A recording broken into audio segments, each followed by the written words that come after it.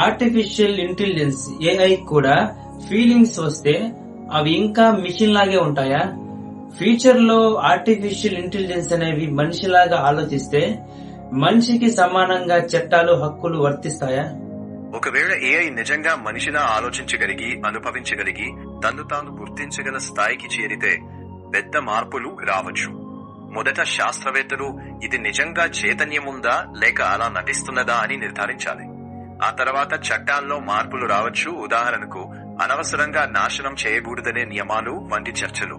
కానీ అలాంటి ఏఐకి మనుషులతో పూర్తిగా సమానమైన హక్కులు కలుగుతాయా అన్నది ఖచ్చితంగా చెప్పలేం. అది సమాజం, ప్రభుత్వాలు, శాస్త్రవేత్తలు కలిసి నిర్ణయించాల్సిన విషయం. సో భవిష్యత్తులో అలాంటి ఏఐ నిజంగా ఉన్నట్లయితే దాన్ని కేవలం ఒక యంత్రంగా కాకుండా ఒక కొత్త రకం తెలివైన అస్తిత్వంగా చూడాలా అన్న చర్చ ప్రపంచ వ్యాప్తంగా చాలా ముఖ్యమైన నైతిక మరియు చట్టపరమైన విషయంగా మారే అవకాశం ఉంది. ఒక వైరస్ అనేది ఇంకొక వైరస్ కి శత్రువులాగా ఉండగలదా?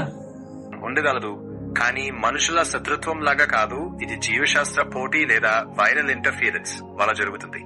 ఒక వైరస్ కణాన్ని ఆక్రమిస్తే ఇంకొకటి ప్రవేశించడం కష్టమవుతుంది. అలాగే ఒక వైరస్ వల్ల వచ్చిన రోగనిరోధక ప్రతిస్పందన ఇంకొక వైరస్ పెరుగుదలని కూడా అడ్డుకోగలదు. కానీ వాటిని సాధారణంగా ఒకదానిపై ఒకటి ఆయుధంగా వాడరు. ఇది క్లిష్టమైన పరస్పర నిరోధక ప్రభావాలు మాత్రమే.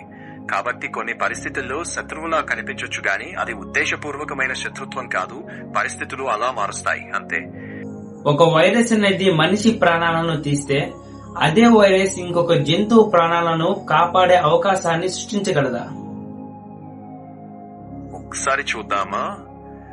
అవును, అలాంటి అవకాశం ఉంది. ఉదాహరణకి ఒక వైరస్ మనుషులకి హానికరం కావచ్చు, కానీ అదే వైరస్ ఒక నిర్దిష్ట జంతువులో వ్యాధి కలిగించకపోవచ్చు లేదా చాలా స్వల్ప ప్రభావమే చూపవచ్చు. కొన్ని సందర్భాల్లో ఒక వైరస్ ఒక జాతికి నష్టం కలిగిస్తే మరో జాతికి పరోక్షంగా జీవించే పరిస్థితిని సృష్టించవచ్చు. కానీ అదే వైరస్ ఉద్దేశపూర్వకంగా ఒకటిని చంపి ఇంకొకటిని కాపాడుతుంది అనడం సరైంది కాదు. వైరస్ కు ఉద్దేశాలు ఉండవు. అది కేవలం తన జీవ చక్రాన్ని కొనసాగించడానికి ప్రయత్నిస్తుంది.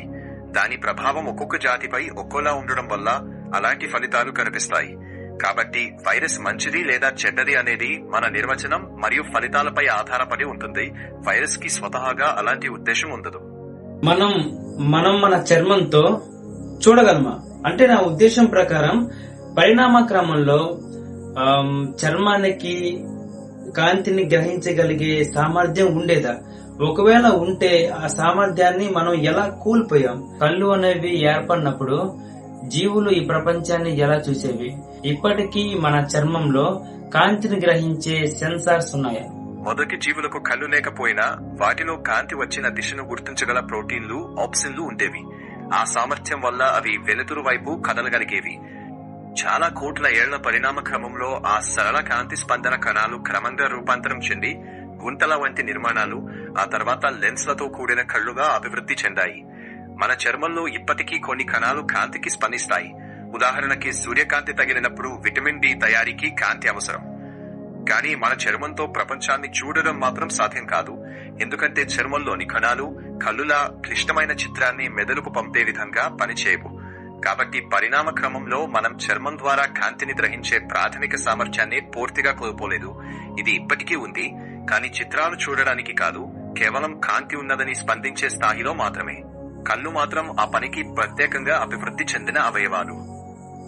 అసలు ఒక జీవికి కళ్ళు ఎందుకు ఏర్పడ్డాయి?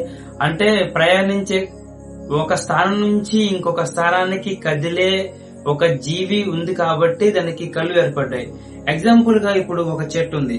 సో ఒక చెట్టు అనేది ఒక స్థానం నుంచి ఇంకొక స్థానానికి వెళ్ళలేదు. అందుకే దానికి కళ్ళు అనే ఒక ఏర్పాటు జరగలేదు. ఈ నేచర్ లో ఒక జంతువు గాని మనలాంటి మనిషి ఏదైనా సరే మనం కూడా ఒక జంతువే. సో మనం వేటాడడానికి గాని ఆహారం సంపాదించుకోవడానికి నడవటానికి పరిగెత్తడానికి మన శరీరాన్ని ఒక స్థానం నుంచి ఇంకొక స్థానానికి కదులుతున్నాం కాబట్టి మనకి కళ్ళు అనేవి అత్యంత అవసరమైన అవయవాలుగా మారాయి. అందుకే మనకి కళ్ళు అనేవి ఏర్పడ్డాయి. లేకపోతే అసలు ఒక విధంగా మనకి కళ్ళు అనే నిర్మాణం కూడా ఉండేది కాదేమో. ఈ ఆలోచనలో మంచి పాయింట్ ఉంది. పరిణామక్రమం దృష్టిలో చూస్తే కదిలే జీవులకు కళ్ళు చాలా ఉపయోగకరంగా ఉండడం వల్లే కళ్ళు వంటి అవయవాలు అభివృద్ధి చెందాయి. కదలని మొక్కలకి ఎలాంటి చిత్రాలు చూడే కళ్ళు అవసరం లేకపోవచ్చు, కానీ మొక్కలు కూడా కాంతిని గ్రహిస్తాయి. దానితో సూర్యుడి వైపు తిరగడం, పూయే సమయం నిర్ణయించుకోవడం లాంటి పనులు చేసుకుంటాయి. కానీ వాటికి చిత్రాలు చూడే కళ్ళు అవసరం లేదు, ఎందుకంటే అది వాటి జీవన శైలికి ప్రయోజనం చేకూర్చదు. అదే విధంగా కదిలే జీవులు ఆహారం వెతకడం, శత్రువుల నుండి తప్పించుకోవడం వంటి పనులకి కళ్ళు పెద్ద పరిణామ లాభమిస్తాయి. కాబట్టి కళ్ళు ఏర్పడటానికి కేవలం కదలడమే కారణం కాదు, జీవి జీవన శైలి మరియు పరిసరాల వాతావరణం కలిపి ఇలాంటి ప్రయోజనకరమైన అవయవాల అభివృద్ధికి దోహదపడ్డాయి. డిఎన్ఏ అనేది మన శరీరాన్ని, మనలో ఆలోచించే సామర్థ్యాన్ని సృష్టించింది. సో మనం ఎలాగైతే ఆలోచించగలుగుతున్నామో, మనకి ఎలాగైతే సొంత తెలివి ఉందో, డిఎన్ఏ కూడా సొంత తెలివి ఉందా? నా ఉద్దేశం ప్రకారం తెలివిని సృష్టించే వ్యవస్థకు కూడా తనకంటూ సొంత తెలివి ఉంటుందా అని చెప్పి.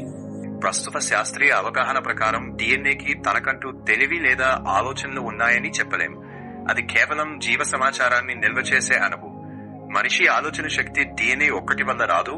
అది డిఎన్ఏ, మెదడి నిర్మాణం, కోట్లాది నాడీ కణాల అనుసంధానాలు కలిసి ఏర్పడిన లక్షణం. తెలివిని సృష్టించే వ్యవస్థకు తప్పనిసరిగా తెలివి ఉండాల్సిన అవసరం లేదు. ఉదాహరణకి కంప్యూటర్ చిప్ తయారు చేసే ఫ్యాక్టరీకి కంప్యూటర్లా ఆలోచించే శక్తి ఉండాల్సిన పని లేదు. కానీ నీ ప్రశ్న ఒక లోతైన తాత్విక అంశాన్ని తెస్తుంది. తెలివి ఉత్పత్తి చేసే వ్యవస్థలో కనీసం సాదా సీదా ఇన్ఫర్మేషన్ ప్రాసెసింగ్ ఉండొచ్చు. దీనిపై శాస్త్రం మరియు తత్వశాస్త్రంలో ఇంకా చర్చ జరుగుతోంది. ఖచ్చితమైన సమాధానం ఇంకా దొరకలేదు. ప్రస్తుతానికి డిఎన్ఏకి తనకంటూ ఆలోచనలు లేదా తెలివి ఉందని మాత్రం చెప్పలేం. కానీ డిఎన్ఏలో దాగి ఉన్న సమాచారం, ప్రకృతి ఎంపిక మరియు అభివృద్ధి కలిసి చివరికి మనలాంటి తెలివైన మెదడులను నిర్మిస్తాయి అనేదే ప్రధాన ఆలోచన.